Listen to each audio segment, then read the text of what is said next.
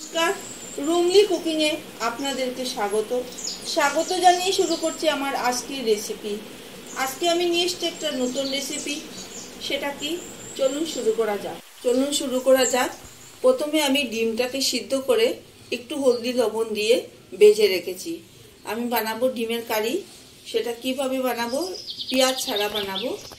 তো কিভাবে বানাবো সম্পূর্ণ ভিডিওটা দেখুন। এখানে একটা বাটি রেখেছি, বাটিতে দিয়ে দিচ্ছি মশলাগুলো।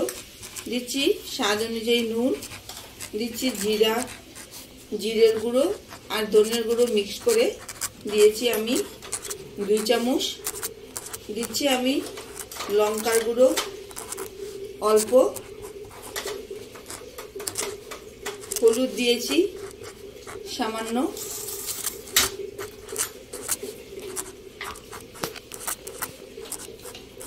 আর দিচ্ছি আমি 1 চামচ ম্যাগি মশলা। এখন দিচ্ছি আমি জল,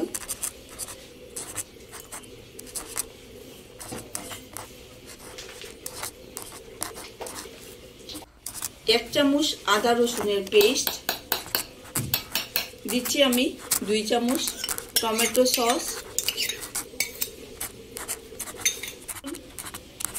গোলমরিচের গুঁড়ো। সমস্ত মশলাগুলো একসাথে মিক্স করে নিচ্ছি। দিয়ে আমি রেখে দিলাম। কড়াই আমি ডিম ভাজার তেলটা রেখে দিয়েছি। ওই ডিম ভাজার তেলেই আমি দিয়ে দিচ্ছি একটা তেজপাতা, 2টা দারচিনি,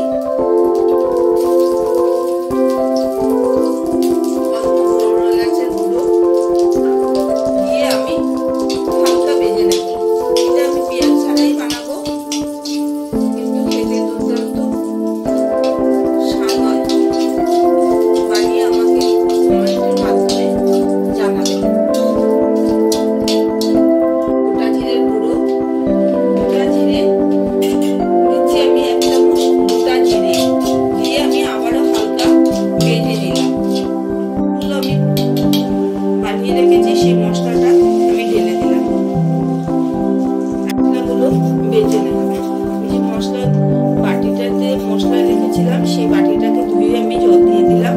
এখন সমস্ত মশলাগুলো আমি ভালো করে ভেজে নেব।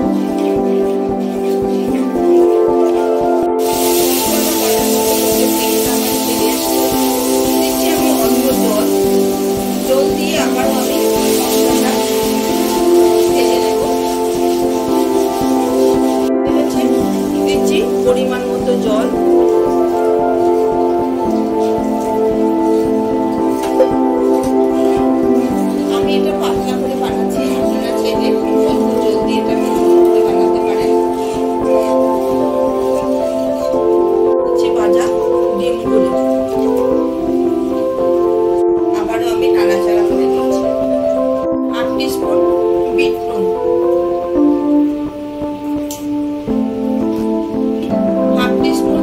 গরম মশলার গুঁড়ো,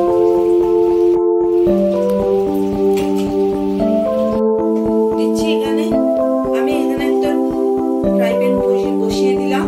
দিচ্ছি আমি 1 চামচ কস্তুরি মেথি, সেটাকে আমি ড্রাই রোস্ট করে নেব। হালকা নাড়াচাড়া করে দিলাম। কস্তুরি মেথিটাকে আমি ড্রাই রোস্ট করে রেখেছি, সেটাকে হাত দিয়ে আমি গুঁড়ো করে দিয়ে দিচ্ছি।